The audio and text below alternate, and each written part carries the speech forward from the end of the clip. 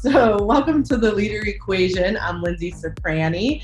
I'm the owner of Roundtable Real Estate and Ciprani Consulting. And today, Christy Belt-Grossman is off gallivanting in Paris, that lucky woman, for a month. And so I'm going to have some guests with me to be able to host this. And today I have the lovely Stephanie Brackett, and she is one of the amazing Ops Boss coaches. And so welcome, Stephanie. We're super excited to have you with us. Thank you. We also have Matt Fetick and we have Rachel Gosselin, and they are with the Matt Fetick team out of the Westchester and Kennett Square area in Pennsylvania. And so we're really excited to have them here. Welcome, friends.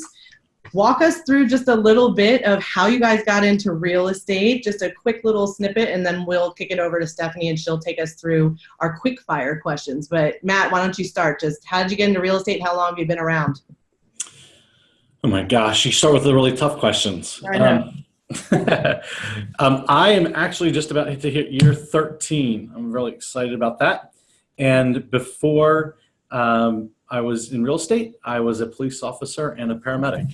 And how did I get into real estate? I have absolutely no idea. Did I mute you? Nope, you're good. Okay. I have no idea. Honestly, I knew I wanted to start a business. I didn't know that it would be in real estate. I just took a leap and said, I'm going to figure it out as I go. And so thankfully, through a business relationship in the title side, I met a fantastic Keller Williams team leader who said, I think you'd be a great agent. Handed me the red book. I read the red book in less than a week and said, here's a blueprint. Let's go figure it out. So that's how I got here. Awesome. How about you, Rach? Well, at the time, you were actually working for Matt and reached out to me and said, I think I have an opportunity that would work for you. And you brought me in. You gave me some personality assessment that was interesting. I was working at a salon at the time. So to get a personality assessment, I was like, what type of interview is this going to be? Came in, talked to you, got a tour. Matt immediately did not like me. It's true. I said, what did I say, Lindsay? It's because you had a tattoo and I said, don't hire her. Lindsay So came into naturally, I got more tattoos and more piercings, and here we are, a little over 8 years later. 8 years. Lindsay walked into my office after interviewing Rachel and I said, what are you doing? And Lindsay said, well, I'm going to hire her as a transaction person. I said, no, you're not. She said, yes, I am. I said, you are absolutely not hiring her. And she said, yes, we are, and you're going to trust me on this one. And we did, and it would have been one of the biggest mistakes I'd ever made if Lindsay had listened to me on that. Yeah, me too. Awesome. So it's a good way to kick it off. So Steph, why don't you take us through those quick fire questions? We'll get to know you guys a little bit better. All right. The first one is, how many years have you been in business? And you kind of answered that, but exactly how many years have you been in business together? Oh, together? Almost 9. Let's go together. Yep. We made it past the 7-year itch, so we're at 9. Yep, we're committed. Okay. All right. Awesome. So year 1, what was your profit? So year 1 after Rachel started, or year 1 for me in the business? You have all those numbers?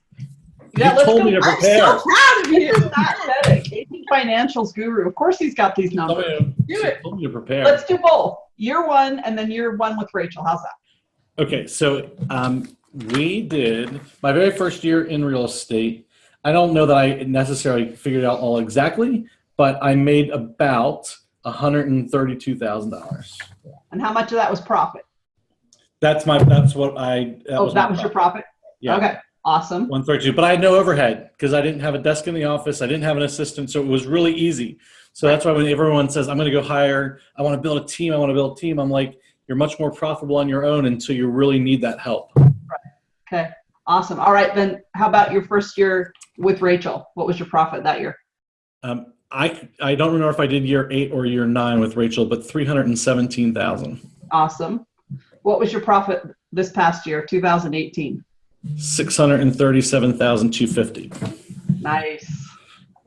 How many people are on the team? So that profit, that's before, that's pure business net profit before other personal expenses and other things like that that we kind of take out below the line. Awesome. Okay, perfect. So how many people do you guys have on your team now? Currently, we're at officially around 20, and we have some exciting changes coming with that. Awesome. That's really cool. How many are Do we have sales and 20? how many are ops? Yes, we have 20. How many are sales and how many are ops? Ops are probably around 7. Okay. Okay, perfect. All right. Do you have a morning routine? Rachel, we'll start with you. Yes, I am an early riser. So I'm up anywhere between 5 and 6 and pretty much come straight into the office anywhere between 6:30 and 7:30. Awesome. I love that. Matt, how about you? So I have twin 1-year-olds at home, so I'm up very early. And so our kids are up and about before 5 a.m., somewhere right before 5. Wow. I am up and moving very early, and I usually try to get a little work done. So I would say, right around that 5 o'clock time, and my goal is to be ready to work and going by 7 o'clock. Okay. So what does your prep look like? How do you prep for the day? For me, I love to just breeze through any emails that came in overnight, bang those out, clear anything off my plate so that I can then ignore emails until noon or so if I can. So I try to kind of breeze through anything that's urgent and important and then start on my most important thing of the day. Love that. My prep typically starts before I leave the office that day for the next day. So I like to leave with a clean inbox. With my checklists as small as it can be. If I don't have to scroll, I can go to bed happy. And then when I wake up, I pretty much do the same thing, see what came in overnight and get my lists together for the agents of what I need to get from them first thing in the morning so they can focus on their number one and I can focus on my number one. I love that. If I don't have to scroll, I can be happy. Yeah. That's perfect. All right. So what book has impacted you the most? Rachel, we'll start with you on that one. I actually really liked the Hug Your Customer. It really focused around how to raise the bar on customer service and just plus everything. And I think about that book pretty regularly. Love that. Matt, how about you? Go Give or Sell More is probably one of the most influential for me on mindset-wise, specifically to our sales business. I have a lot of other businesses that we have, but that on my sales business, I'd say Go Give or Sell More. Okay, perfect. All right. How many streams of income do each of you have? I'm at a solid 1. Okay. Did you check your spreadsheet for that? Nope. I wonder if the math's calculating correctly. Matt, how about you? So we own about 16 different businesses between different market centers and things like that. So I would say it's probably about 16, but I didn't include things like Keller Williams profit share or things like that. So I didn't specifically include those, but I on the businesses that we own between our brokerages and things like that, it's 16. That's awesome. All right. So if you had a superpower, what would it be? Rachel, why don't you tell us what Matt's superpower is? And then Matt, you can tell us what Rachel's superpower is. Oh, I'm going to mute her. How do we mute her? I actually think Matt's is super senses. And I mean that across a lot of different things. He truly does hear everything. So there's not a whole lot that gets past him in the building. But he also is really great at sort of identifying talents in people, identifying them before they know that they're there, and just kind of reading people and knowing how to interact with them. Awesome. I love that. He has spidey senses. Wow, I'm surprised you said that one. What would you say? What would you say your superpower was? If you had to answer that. What would I say my superpower is? Yeah. Probably seeing people's potential. Okay. I think in general, I see people's potential. Okay. So what's Rachel's superpower? She's definitely the organizer and doesn't drop the ball person. So she doesn't miss a trick. She doesn't miss a deadline. She doesn't miss a detail. So hers is absolutely down to the detail. Don't miss it. The other one probably might be, and this is weird to say it this way, but loyalty, in the sense that she's very loyal and committed to our company and making sure our company always looks great and defends the company, and, to make sure that we're really well protected. Awesome. I'm gonna have to come up with a superpower name for all that you just said. I know. I know. When you said superpower, I'm thinking Marvels. I was thinking like, Catwoman or things like that. It could totally be Catwoman. Right. Yeah.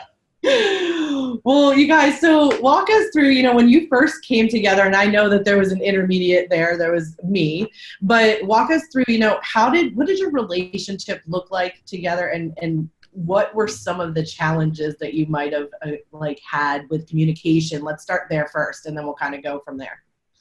Are we talking about when she was crying or not crying? Oh, no. Oh, I was the one who was always crying. She never cried. Thank you. I don't cry very often.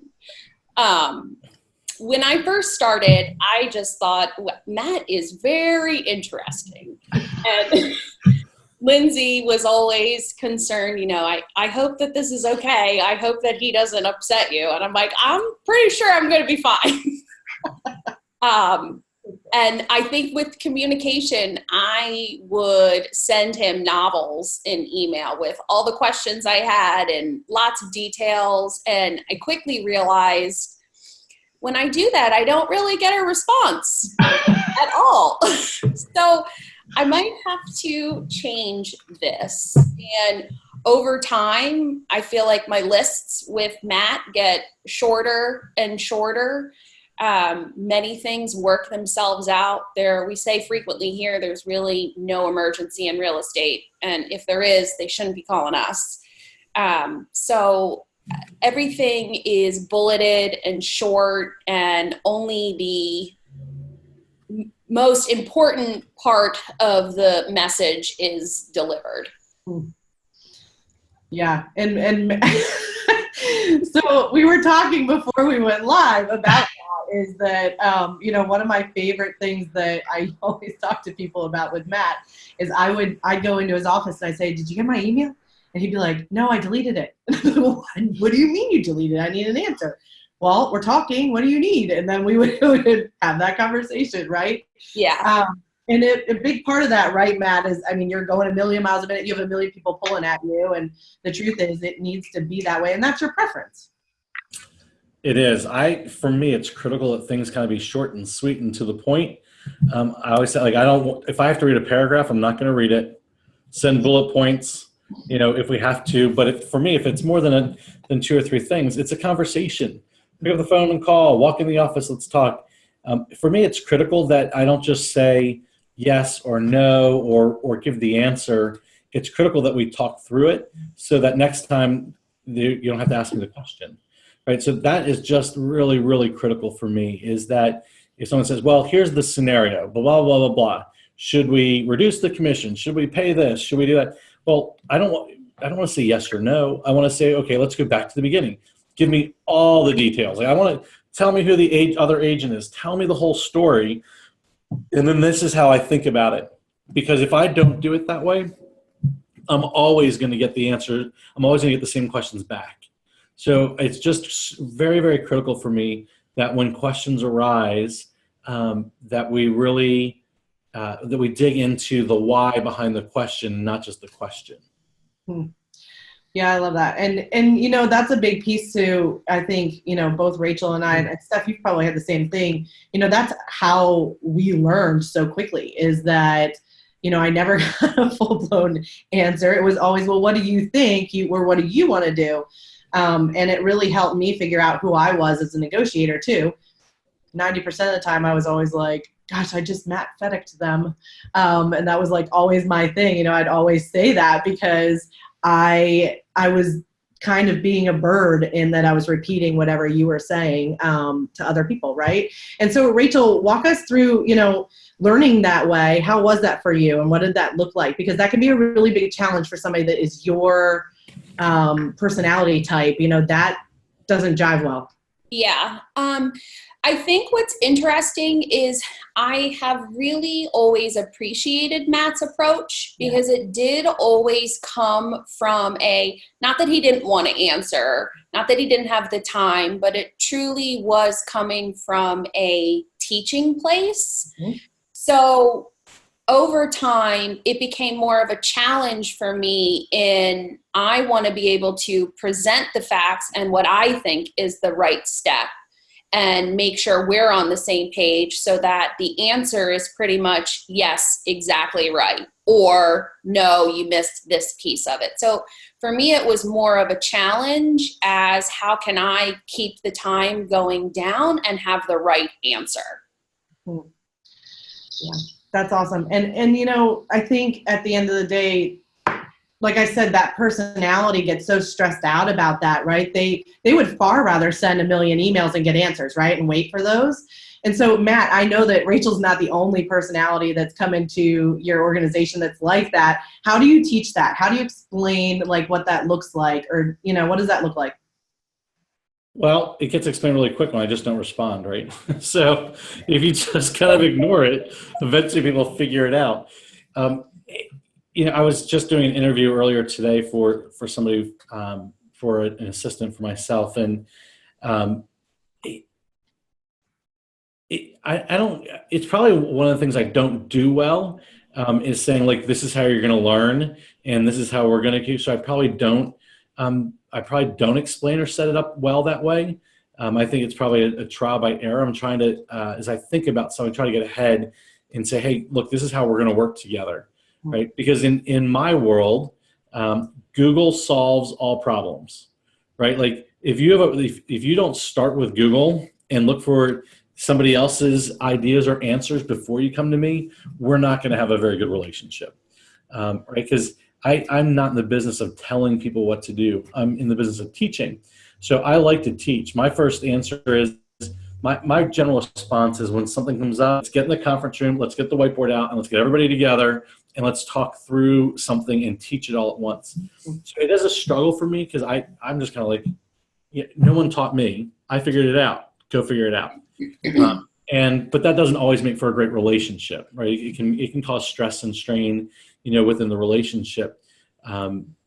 So I don't know how to tee it up any better than that, but I think I know now. I at least let people know ahead of time, hey, like this is how you're going to learn. This is, you know, my expectation is if there's an email comes in and says we need copies of articles of incorporation, you don't come to me and ask me what an article of incorporation is, right? Go Google it, figure it out, and then come in and say, where are the corporate books, right? So that to me is just kind of is really critical, is that I surround myself with self-starters anyway, people that want to solve problems. If I could add to that, what I don't think Matt even realizes is when we have people who come into the building, I prep them on all of that pretty early on, because I want to set them up for success as well, and helping them understand Matt being busy and having things to do and, you know, things that have been time blocked, handling those and not answering someone's question isn't a personal attack. It's how he's blocked his day. So to help sort of combat some of the pushback that may be there with that, I cover that with people so that they understand and so that the relationship can be built much faster, much earlier. And then you create a bunch of people who now can go, they're empowered to go make decisions and do things because they know what Matt would do, because Matt told them what he would do when they brainstormed about it, and now they don't have to keep coming back to Matt with the same question. So I love that. That's a really great way to lead people. And you know what, too, Stephanie? I was going to say, Stephanie, I think the other key too is when people make mistakes, I think I'm really easygoing. Like that's I am. Awesome. Right. So I think that's the one thing that makes it work in a sense. I can't remember the last time that I was very hard on somebody for making a mistake. I'm kind of like, okay, let's make a mistake, let's clean it up and let's move on. So I think you can't say to folks that you're working with, go figure it out, make a decision and get moving if they don't do it the way you want them to, and then you're highly critical, right? So I do like things the way I like them. but I don't think that and both Lindsay and Rachel have worked in that capacity. I think I'm pretty easygoing when a mistake is made or something like that. I'm like, whatever, move on, fix it, next thing. Yeah, absolutely. Well, and it's an interesting thing because I think that I'm so glad that we've dove into this in the beginning, because there are so many admin that I know Stephanie and I speak to on a regular basis that, they keep everything in and they don't talk about it and they don't ask, right? So like if their things are being ignored or, somebody's not getting to them, they just assume as a personal attack. And it's really not, right? It is just hey, you're not the person screaming loud enough at this point, right? The person screaming the loudest is going to get their attention because they've got a million other things going on. And most of these business owners, that we're dealing with, these small business owners, whether you're in real estate or outside of that, you're the salesperson, you're the bookkeeper, you're all the things. So people forget that, that's where your time is going. It's to the clients and all these other people that you're working with. So I appreciate you guys walking through that a little bit. Walk us through, how, when you guys really started to mesh and you really started to build this business together, what did that start to look like? And how did everybody, really take kind of not having to talk to Matt all the time and going to Rachel now? What did that transition look like? Do you remember?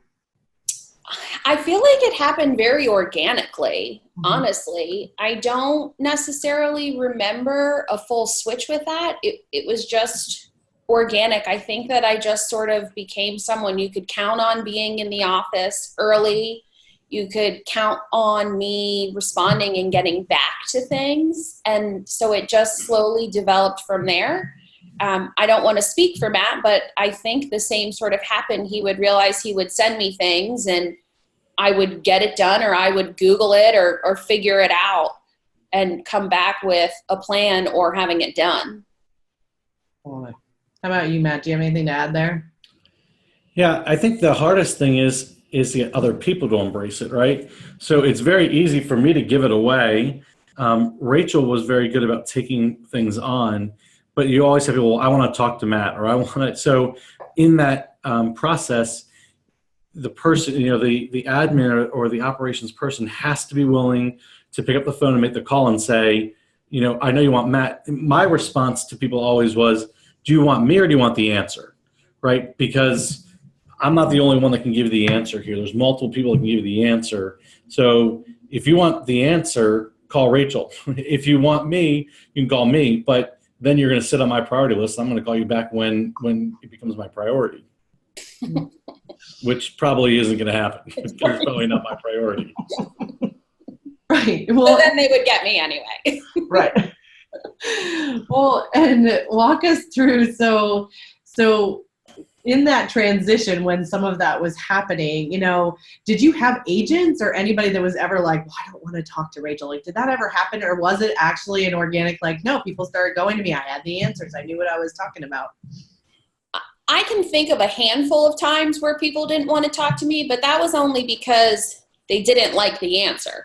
And it wasn't so much that the answer was anything, they did wrong or that was wrong. It was, well, this is what's in the contract. So you might not like the answer, but the answer is the answer, whether it's from me, whether it's from Matt, whether it's from someone else. So it was more of when they didn't like it and they wanted a different answer, almost like, oh, okay, dad said no, so I'm going to go to mom, or mom said no, so I'm going to go to dad type of thing. Right. And that's another key thing, right, is once you delegate it out, you have to live by the answer and the decision made by that person, right? Because it's not fair if someone talks to Rachel and gets answer A, they can't come to me and get answer B, right? So you have to be willing to push those people back and say, I don't know, what's Rachel say? And this happened more on the real estate side with cooperating agents. Well, I want to talk to Matt, I want to talk to Matt, I want to talk to Matt. Well, and they don't like Rachel's answer, so they want to talk to me. And my response is, I'm not sure, let me go ask Rachel what she wants to do. Right? You have to be willing to, if you delegate the authority, you have to accept the mistakes, and then you also have to support it. You can't override it. Even if it's a major thing, right? Unless it's something that's a legal thing that maybe somebody didn't understand, like, hey, we can't legally do that. But other than that, if it was a simple decision, you have to be willing to go back and say, I don't know. Let me see what Rachel's decision is on that. Because if you don't tee that person up as the one who has the delegated authority, then you just always undermine them. It just doesn't work. That's awesome. Because then when you do that, you undo everything you tried to do. So I love that you take that stand. That's awesome. I think what's really powerful about that too is when you take that stand, you give the person more confidence, which helps them to act faster and make those decisions in confidence and feeling strong about it and not second guessing themselves. So then everything just flows from there. Yes. Yeah, and there's a lot of people that are watching that I'm sure are sitting there thinking, I don't ever have the authority, or they don't just give me the ability to make decisions. So what would you guys say to that? I mean, I think that that's just holding that team back, right? If the leader isn't willing to say, hey, mess up, go mess up. You have my blessing. Yeah, I think a conversation has to happen first, but act fast, apologize later within reason. Chances you are don't even have to apologize. Chances are acting fast is going to get the results that everyone wants, including your mega, and it's probably going to make them happy and glad that you just moved forward with it. What advice?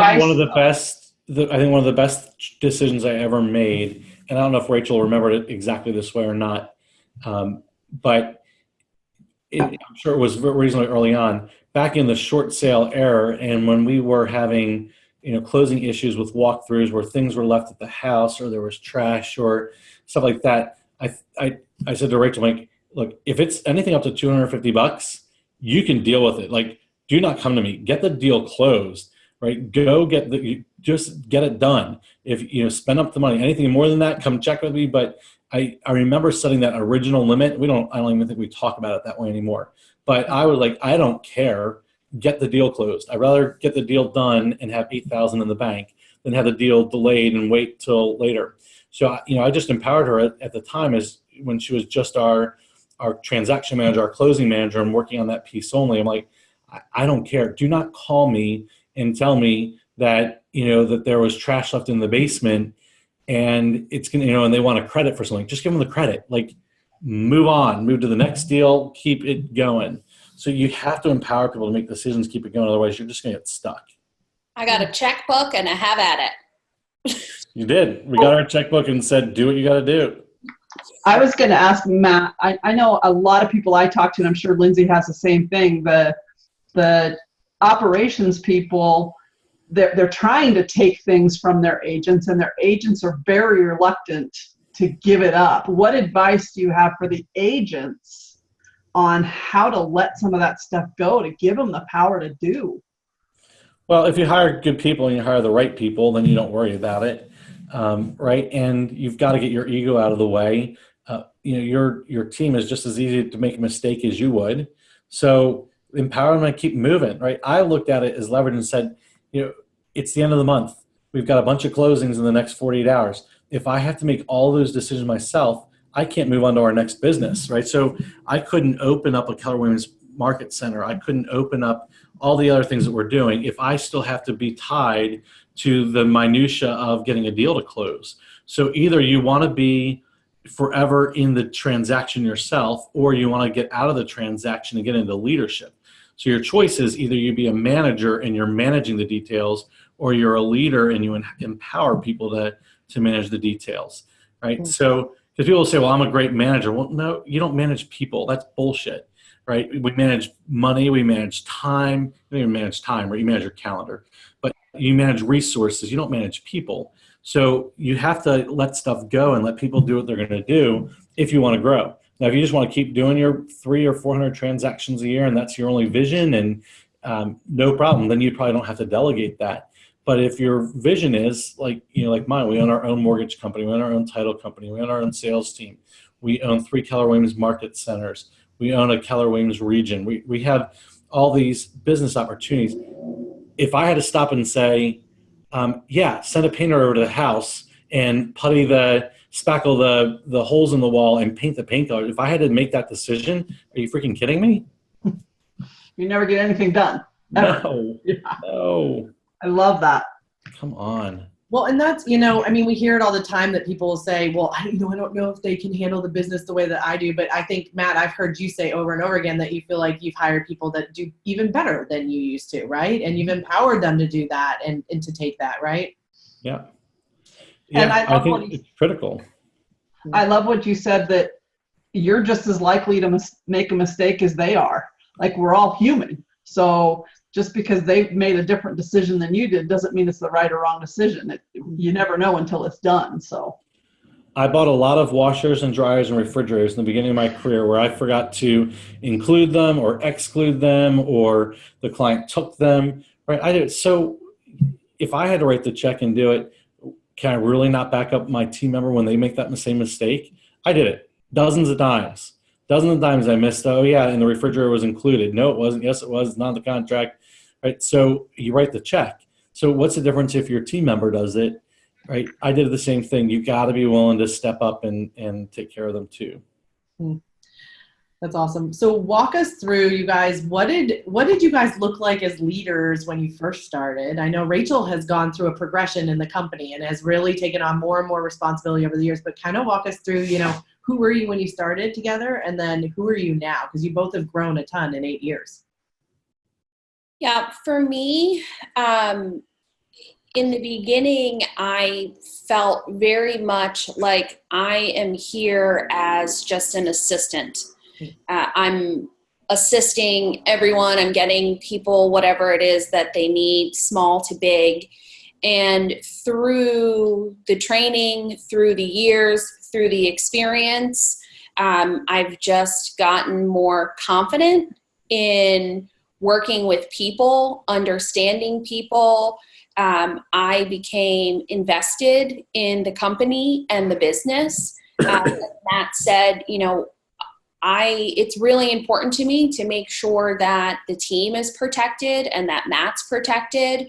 And I treat it like it's my business. I want to succeed just as much as Matt does. So over time, I've just grown to love the company, love it as much as Matt, and want to do good for the company and myself. And through transactions and people and changes, you as a person and an employee and then a leader change your views on so many things. So now I see clients who maybe it's a short sale or a divorce, and I want to do what I can to make it as good of an experience as possible for them. So over the years, it's just a growing process on so many different levels. How about you, Matt, if you had to say who you were when you first started with Rachel and where you guys have grown to? Oh gosh, I've always been awesome. So and modest. Yes. Yeah, when you start great, there's very little upward to go.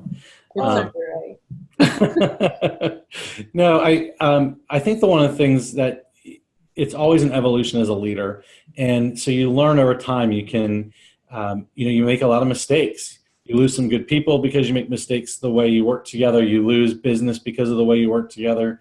And eventually you step back and go, right? The first place you have to look when things aren't going right is in the mirror and say, what part of this do I own and where's my DNA on this issue? So you just kind of, the goal is to get better and better at that over time. So I think part of it is growth. It's part of it is fail as you go. Part of it's getting a really great coach to help you work through and coach through things. So to me, I would hope and assume that I'm better as a leader today than where I was 9 years ago. But I think it happens because of lots of different reasons, and the influences change over time. Interesting. Rachel, I was going to ask you, you said it just kind of evolved. Can you think of a point at which you felt ownership in the company? Was there a turning point? Was it a position that you took, or what made you suddenly feel like I care about this company as much as Matt does? Ironically, I think it is when Linzee went on maternity leave. When Linzee was on our team and she went on maternity leave, initially I was like, oh man, this is really going to be interesting. I was nervous. I was scared. I didn't really believe in myself that I could handle it and do it. And I quickly shifted my mindset into, you can do this. You wouldn't be here if you couldn't. And keep it going so that you can make, your supervisors proud and your team proud and learn from that. I love that. That's awesome. What do your day-to-day roles look like now, guys? Because I know it's grown. I mean, right? So when I was first there, Matt was going on listing appointments, right? And we transitioned him out of that with a lead listing specialist. But walk us through, how, where are you now? What does your day look like? What's your top 20% is maybe what we should say. For me, it's making sure all of our deadlines are met. That is the first thing, most important transactional thing that I do every day is I check our dates. And from there, I delve that information out to the agents who need it and or handle it so that they can focus on their 20% when they come in, which is new business. Awesome. Matt, what does your day look like now? It's all over the place, right? Yeah, I mean, I guess it depends on which business I'm focusing on at the moment. But in general, my first and most important thing is to become a student of the industry and a student of the market. So I spend a lot of time reading and understanding where the industry is going and then creating a vision about how we're going to adapt to that and how we're going to thrive in a changing market and a changing system. So I spend a lot of my time thinking and then plotting stuff out. How are we going to respond? What's that going to look like? I spend a lot of time looking and setting goals and how are we going to make those become a reality? And then looking for the next talented person to bring in. So, and then I get into the weeds on a few things where people need some advice.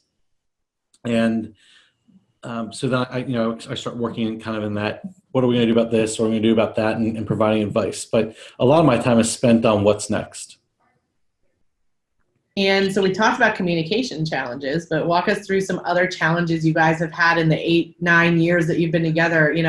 What's happened? What have you had to work through to be leaders together? So many things, right? Well, what's funny about Matt is when he does say very wonderful things about people and he compliments people when it's needed, but it's rare that he tells it to the person who wants to hear it. So for me, it was don't need that so much, or understand that just because you're not hearing it doesn't mean it's not happening or being thought about. For me, I love to be told I did something great, or that was good, or, you're so great. That doesn't always happen around here. So that's fine. But when it does happen, celebrate it and hold on to that. And I feel like we've had conversations around that. But Matt, as a leader, knows his employees and who he's working with, and he knows that. So he will spit them out when he feels they're needed or when he can tell that I need it. Awesome.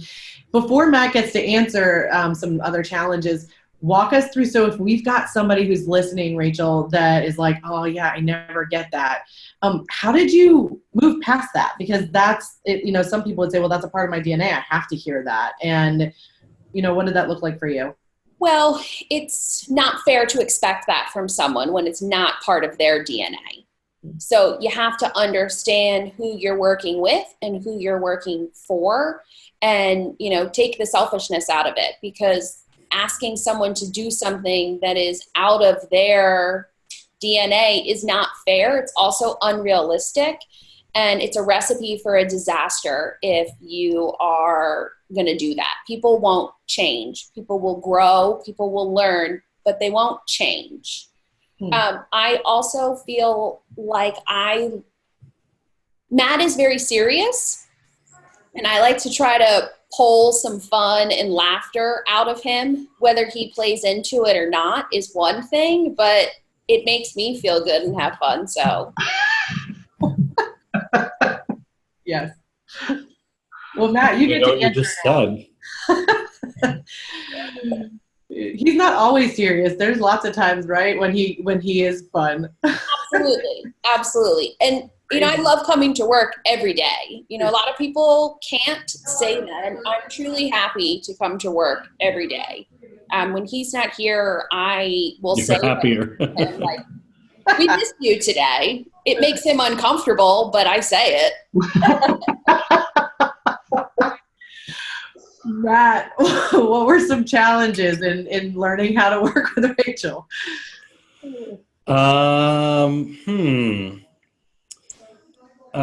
What were my challenges? I don't know. Zero? No, I mean, I was trying to think. I think the one, for me, it's just always about pushing people to their full potential. So a challenge for me is understanding, the context that Rachel likes to work in, right? Like, she likes her checklists and her tasks and organization, and she likes to know when she's done. And I never feel like anything's ever done, right? Like, to me, like, nothing's ever done. So why is that the goal? And so just trying to understand her need for some structure and some semblance, and and how that works together. That was a challenge for me. Now I just make fun of it. I'm like, your checklist done. And if you didn't, kind of too bad.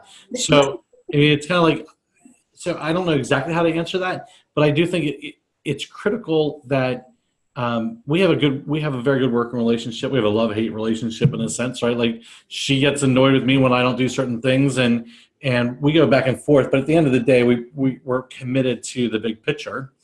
And we just, I think Rachel said it well, and she's like, you can't want the person to do something that you need them to do, right? So I would love for Rachel to do X, Y, Z, but if it's on her checklist, it's probably not going to happen until the checklist is done. And she could want some more kudos from me, but it's not going to happen. Right? It's not that I don't want to give her kudos. I don't think that way, right? I just don't think, it just doesn't enter my brain. It's like, I just don't think to high five somebody for work. I'm kind of like, yeah. You get paid on the 15th and the 30th. That's right. There's your thank you. That's right. Well, and you know what? I mean, I think this is and I'm Steph, you probably have heard this, like, I will talk to people that are like, I do not understand, because, we just fixed the website and we made it better, and they want me to fix it again. It's like, it's broken, but it's not. And I always try to explain, I'm like, but there's always more you can do. You can always make it better, right? You can always make our process better. You can always make the business better. And so it's such a growth brain that I think a lot of, like, that personality that's coming alongside of you guys, they have a hard time getting it. Rach, when do you think you were like, oh, okay, that makes sense? And, like, what did that look like for you? Did it open up a whole new world? Was it like, okay, it's just, he's never going to be done. Like, we're always going to be building. This is not going to stop. It happened pretty early on. Yeah. In one of our interviews, I remember saying, well, I don't like change. And Matt basically laughed at me and was like, well, there's a lot of change and I like change. So, after changing systems twice, I was like, okay, I'm going to have to get used to doing this. I'm going to have to get really good at doing this and be okay with it. Honestly, I think that our business is going through a big change right now. And I can confidently say, for the first time, I'm really excited about change.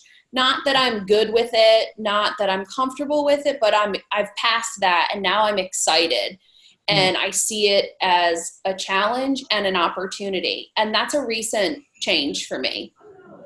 How did you get to that point? Because so many people in administrative roles are the SC personality on the DISC profile, which means they like the status quo. They don't really like change. How did you get past, like, realizing that this is it? We're going to be changing. I thought about what the change is going to do for me personally, for me professionally, and for some of our team members who have been here for a while. I've thought about the change for them and how it can excel their business, how it can excel businesses within our business. And I'm excited about that. I want to be a part of that.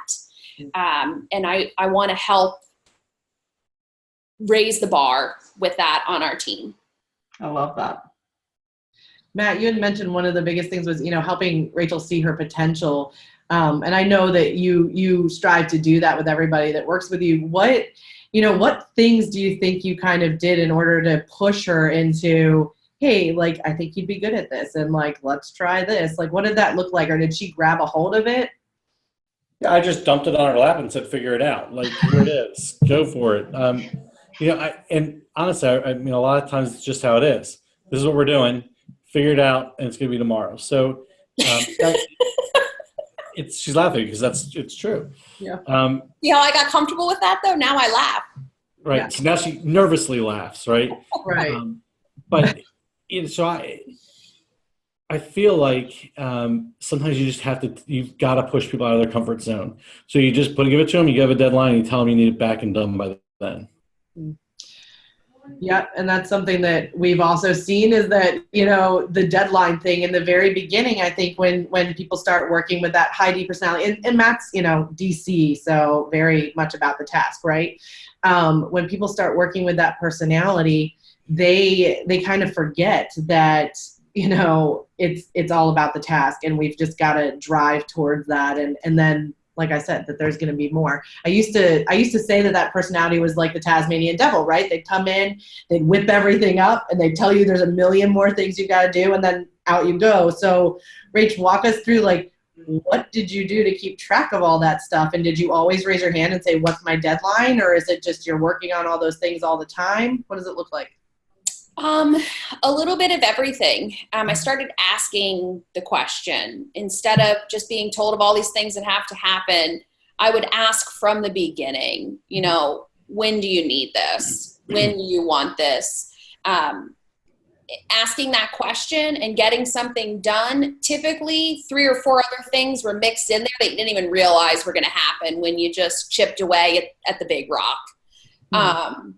And working through setting those boundaries and deadlines with myself and being able to say no to other things. That's really hard, I think, for operations and admin people to say no. And you have to figure out what you can say no to and what you can't say no to and say you'll come back to. Love it. How about, what do you guys think was the best thing that you've done together? What was your greatest accomplishment together? Ooh. Not leaving. That's an accomplishment. It is. It really is. I mean, you hear about administrative people in real estate getting burnout, feeling taken advantage of, feeling unappreciated, and I don't feel any of those things. Absolutely. Well, and you guys have, so went back when you guys started 9 years ago, what was the production at, Matt? How many units were we closing? It was around 140. 140. Yeah, that's about right. That's about right. I mean, you guys are up over 300 at this point, correct? We're going to do 1,000 this year, and Rachel's just going to have to do it all by herself. She doesn't get to add anybody to the team. I'm going to own it. Over the last 2 years, our production's been up and down a little bit. We've had some transitions in and out of our team, and we've been, 50 or 75 units down, and then we kind of picked back up. We're going to have a great announcement on Tuesday about some new additions to our team, and we can't wait to get that out there. But in general, I would say we're kind of staffed and prepared for that 400 a year number. I love that. And, when you guys think about you guys as a team, do you think that the rest of the team really, they see that, right? It's the two of you at the helm, and there's other people as well at that helm, I think, in your team, which is awesome. But I would say operations-wise and sales-wise, like, you guys have been running after this together for a long time. And don't you think people see that way? I do. I think that a lot of people will come to me to kind of help free Matt up. I think that's early on is seen. If you guys could name one thing that's contributed to your, because not a lot of admin and agents and admin stay together for 9 years. Mm-hmm. So if you could say what's one thing that led to the longevity of your relationship, what would that be? Laughter. I love it. Matt, how about you? Yeah, I feel the same way. We can really, I would say when we really truly have a serious challenge, we know how to buck down, get it done without a lot of issues, so we can get through the challenging times. And I think there's just a lot of mutual trust and respect. Like, we're going to get through it. Don't worry about it. Keep moving and don't look back. I love that. So I want to make sure that we give the next couple minutes here. Matt has an amazing announcement. He's going to be doing something really fun that's coming up here. And so we're going to talk through that. And Matt, I'm going to allow you to kind of walk us through what's next and what's coming, that people can join you on a journey here. So talk through that a little bit. What's coming? Awesome. You know, I love to teach. I love to train. And it's been something I've really enjoyed doing. Stephanie mentioned that she attended a class I did in Idaho Falls. And for me, I love to teach. The more people that we can get together and work through, it's really enjoyable. So the end of September, I'm going to be launching a year-long mastermind program. And we're going to meet virtually every week, and then in person for a retreat, a personal retreat, 4 times a year, once a quarter. And we're going to help agents move from real estate salesperson to business owner. And we're going to take the entire process, everything that's around a real estate sales business, and we're going to build it out over the course of the year. So we're going to help build out mission, vision, and values, a business plan, implement 24 different lead generation sources. We're going to look at the economics and the finances of a sales business, everything from budgeting to using QuickBooks to managing the money, all the way to hiring team members, team agreements, job responsibilities, job roles, organizational charts. So we've laid it out for one call every week for an entire year, 4 times in person, and we're going to really dig in. So at the end of an entire year together, your business will be on steroids and every little thing. Because my experience is that people go to a mastermind and they get great at FSBO scripts, or they're great at listings, right? There's a great listing program at the moment, or there's a great contract to close program at the moment. And then all the other pieces of their business are kind of falling apart. So I want to go from square one and build so that it's all done in 12 months instead of just attending that 30 or 60, 90-day program. So I'm very excited about that. We're going to launch it the last week of September. And anybody that is listening here and participating in your podcast, the price for that's going to be $12.50 a month. Is the pricing for that mastermind for the year, and that includes everything, including the retreats. So it's an all-inclusive price. However, if once we open up the website, which will be next Tuesday since Monday's a holiday, you can go there now, but it's in beta mode, so it's kind of a little ugly looking. But the website is mattsmasterminds.com, and when the new website launches on Tuesday, you can register, and if you use leader in the code on the discount code, we will drop it down to $1,000. So we'll save you 20% on your registration for our upcoming mastermind, our inaugural group. And the group's limited to 30 people. So it's not going to be a large mass crowd. It'll be 30 total people, so we can dig in deep.